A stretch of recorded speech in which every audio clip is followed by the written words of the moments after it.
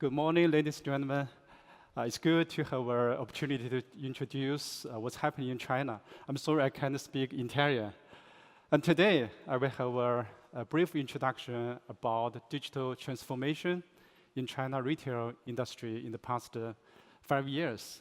So at first, let's take a look at what's happening in the past 20 years in China retail industry and economic growth in the past 20 years. We can see in the past 20 years, the industry undergoing a rapid progress, and they used two digital growth in the past 20 years.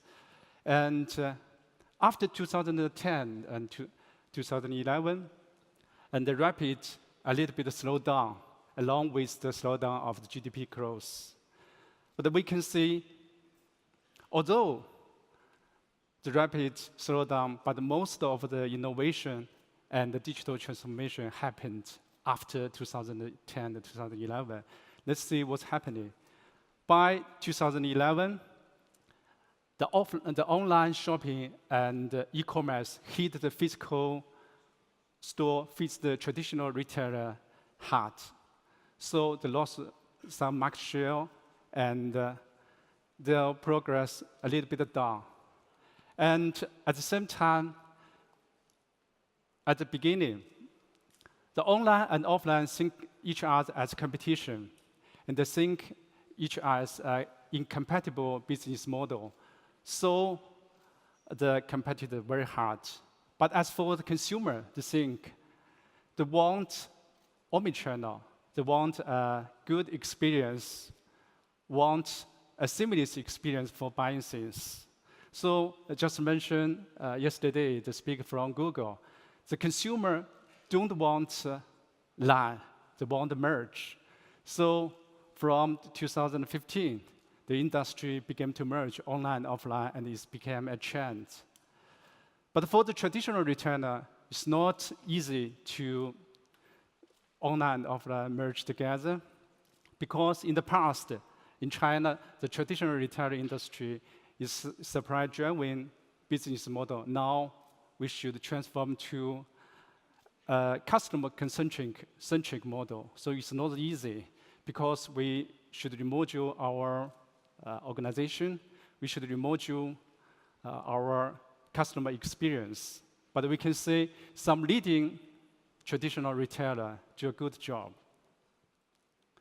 So when we come back to the past 20 years, we can see there was 3 steps for the innovation and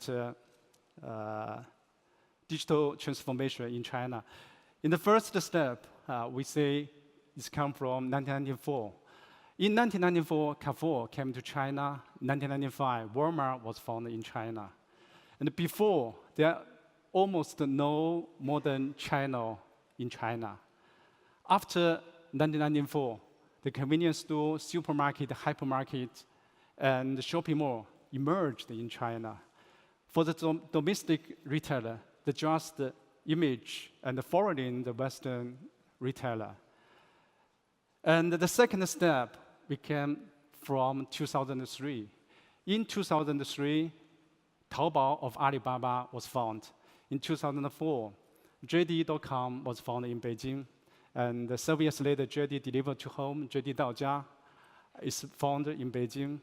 And we get some ideas from the US retailer, but we get a little bit of change to suit for the consumer need in China. So we think it's the second step for the innovation in China. The third step is begin from 2016. From 2016, lots of new business model emerge in China, just like Hema Fresh. I think some of you have visited it. And PDD and community group purchase company and Aikucun, lots of totally new business model emerge in China from 2016. So let's see why the new business model, the totally new innovation came from 2016. We said they have 4 forces driving the transformation from 2016. The first is the change of the consumer. the lifestyle of the consumer change. The second is technology, as we think technology reshapes the retail industry totally. The third is the change of the game rule. The fourth is capital. We can't overlook the capital's force. So the first, let's take a look about the consumer. You know, in China now, the young generation, their lifestyle totally changed. We can say lots of things about the change of the consumer. We can say about the upgrade of the consumer authentics. We can see they want multiple ways to reach goods. They want to pay more attention to service. But today, we just focus on the decline of the willingness to visit the store. In fact, in the past, the physical store, the offline store, the most concern about the willingness of the consumer visiting the store. It's not easy to get a figure for the public channel. But I asked some of our members. One told me in the past 5 years, the customer visitation to their store dropped 15%. So it's dramatic. So because we think the lifestyle has changed, in China, the way of our trip is changed by Didi, by Ctrip, by Mobike. I think in the Western country, it's Uber. And the way of our purchase is modeled by JD.com, by Alibaba. I think in the Western country is Amazon. So the lifestyle has totally changed. And the consumer, they want more touch points with the retailer. They want a seamless experience. But for the traditional retailer, it's not easy to build an omnichannel.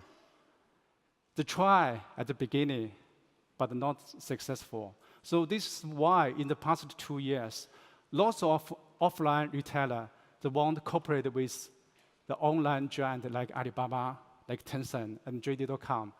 This picture shows in the past 5 years, lots of offline physical store, physical retailer, they cooperate with Alibaba and Tencent. In the top half of this picture, we can see lots of brands, lots of retailers, they cooperate with Tencent and JD.com.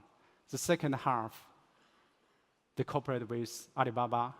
And I think Alibaba and Tencent buy some of their share, and they became the shareholder of this physical retailer.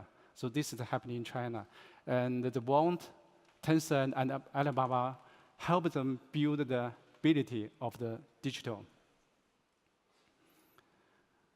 And at the same time, for the traditional retailer, it's a big issue is to transform from enterprise-centric to consumer-centric because consumer is changing.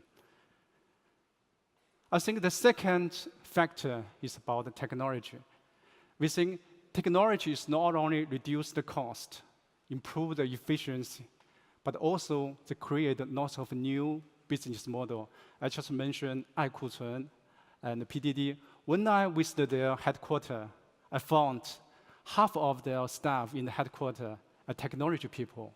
So now we can say they are a technology company, not just a retail company.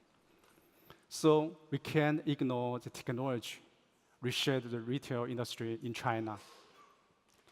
The third is about the game rule. We know now the JD.com, the Alibaba, and the Tencent, they are ecosystem. They have lots of business units. So when they create a new business model, they even not consider about the cost. They spend lots of money to the new business model, and then they just consider about how to create consumer value to the consumer. And they can get money from other business units. They can get money from finance. They can get money from big data, from cloud. So this is totally different from the traditional retail. For the traditional retailer, we just get money from buying and sell, just one way. But for the Alibaba, for Tencent, they have so many ways to get money. So they have plenty of money to create a new business model. Fourth, in China, now we can't overlap, is the capital. In the past 5 years, lots of capital entered in the retail industry. For the capital, the most important thing is to cultivate the consumer habits, to create a new value for the consumer. So in the first step, they didn't think about the cost, didn't think about the profit. They just want to create new value, and they get lots of customer. And the second step, they just consider about the profit module. So this is what happened in China. So the industry was reshaped by the capital in the past several years. So we can see for the online-based retailer, for the mobile internet-based internet, in the past 5 years, its growth is maintained rapid growth. It's almost over 25% in the past 5 years. And at last, let's take a look about the traditional retailer. For the traditional retailer, because for the online, they are digital, but for the traditional, they want to the digital transformation. For the traditional retailer in China today, we have 3 aspects for the digital transformation. We want digital transformation for the customer. We want the digital transformation for the goods. And we want digital transformation from the operation and the supply chain. For the customer and the goods, it's easy to digital transformation. But for the operation and the supply chain, it's not easy. We must do lots of work. And we can say now, for the traditional retailer in China, we are just in the early stage. In 2018, we do a survey with KPMG China on traditional retailer about their digital ability. We produce 14 indicators for the digital capability of traditional retailer in China. We can find from the survey, from this picture, most of the indicators are just 2 to 2.5. The highest score is 5. So for the traditional retailer, we are just in the beginning stage. And we are strong in the marketing, but we are weak in the organization. We are weak in the operation. So we have lots of work to do in the near future. So this is why the offline retailer, the physical retailers want to cooperate with Alibaba, want to cooperate with Tencent. This is a trend. This is a trend. They want to build their capability with the help of Alibaba and with Tencent. So this is a quick look about the digital transformation and the e-commerce in China. I hope this information could help you understand what's happening in China. Thank you. Thank you very much.